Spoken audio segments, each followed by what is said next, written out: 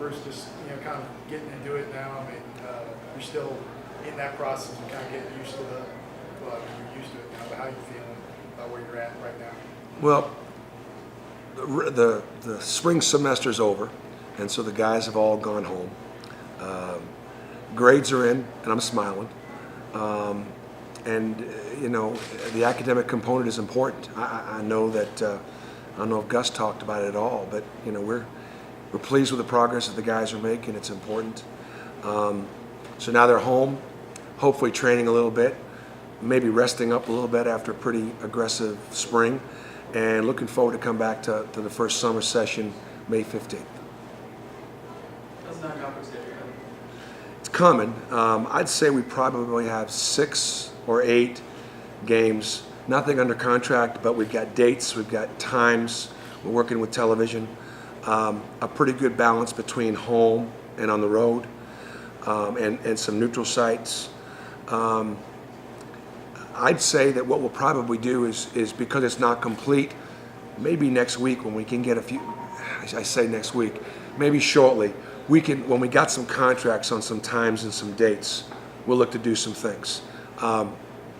It's our anticipation that we will play on the SEC network on the first night of college basketball on the 14th. Kentucky, Florida, Auburn are scheduled to play that night on the SEC network. It's our anticipation that we will play in ESPN's Marathon, 24 hours of college basketball. And of course, that'll be on the road, and against the top 25 opponents. I'd like to bring at least one, but let's just say one, top 25 team to play us at home. It's hard to get a team to start a series at home. They're all willing to let you go on the road first, but there's a chance that we can get a game. They're not afraid to play us. I mean, it's not like I'm calling people and they say no, they're not interested. They're interested in playing Auburn in the SEC because they think they got a chance to beat us right now. And so, I'm pleased with the response and reception. One of the challenges is that we're out. The finals start like December 8th, and the kids don't come back to school till January, almost like, let's say 14th. I mean, literally, we have about 5 weeks of college basketball season, and we're on break.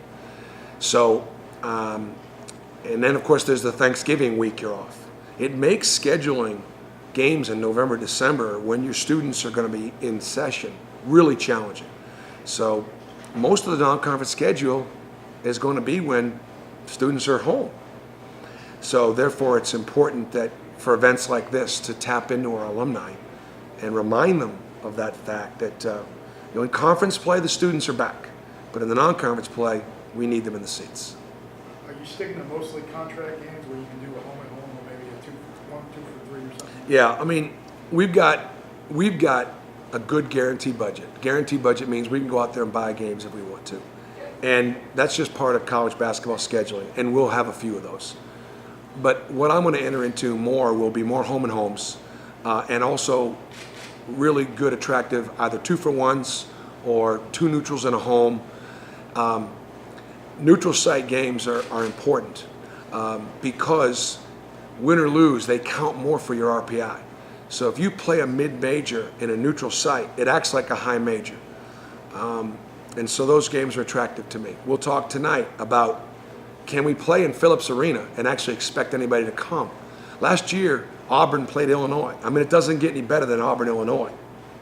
And it was sparsely attended.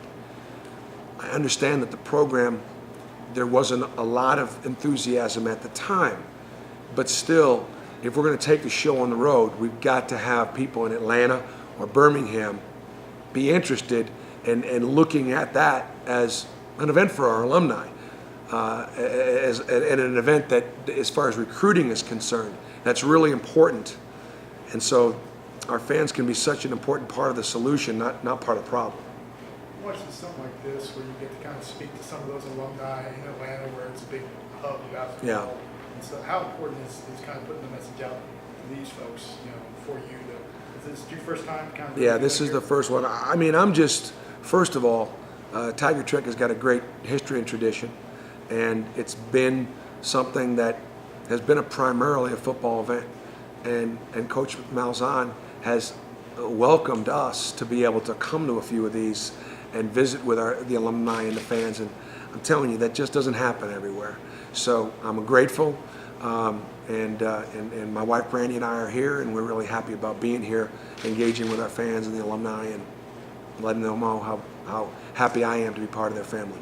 Any chance we can get one opponent other than Thursday? Non-conference? As far as a potential game, Yeah. Name, team name? well, just because you guys are here, it might interest you to know that we'll be playing at Colorado, What, you got the, and they're going to be pretty good. you got the camp scheduled now, all Yeah. leaves, August 21st, your first day you're. August 24th. 20, Yeah. Sorry. Yeah. First day you're out Right. of the Right. show cause. What do you kind of expect from that camp? Yeah. You're gonna have, it's your league camp prospects? Camp development is crucial.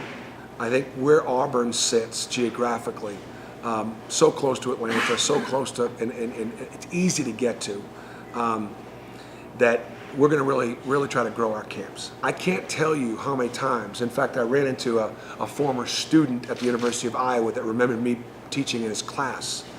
How many people come up to me saying, "Coach, 25 years ago when I was a camper, you yelled at me." And they remember that. They love getting yelled at by the coach because it means I care about where they are with their game. Camps are also a great front door to the university. I mean, to get a young person to play on our campus, in our facilities, and then we talk to them about eligibility. We talk to them about the things that they need to stay away from, how to be prepared academically, and what are some of the distractions that they're going to face that could take them away from their dreams of being on a college campus. And so we're reinforcing the messages that parents are giving, that other people in school, and while we're coaching them in basketball. So it's really important that I can get my hands on kids at camp. Now this summer, I'll work with campers that are going into 7th grade. So if they're 6th grade graduates and it's the summer between their 6th and 7th grade, I can work with them, and I will, and younger. For those boys that are in 7th grade right now, and in between their 7th and 8th grade year and older, I cannot coach them. We will have an elite camp for advanced players at the end of August when my show cause is over, and it'll be a great time to get a chance to evaluate and work with players.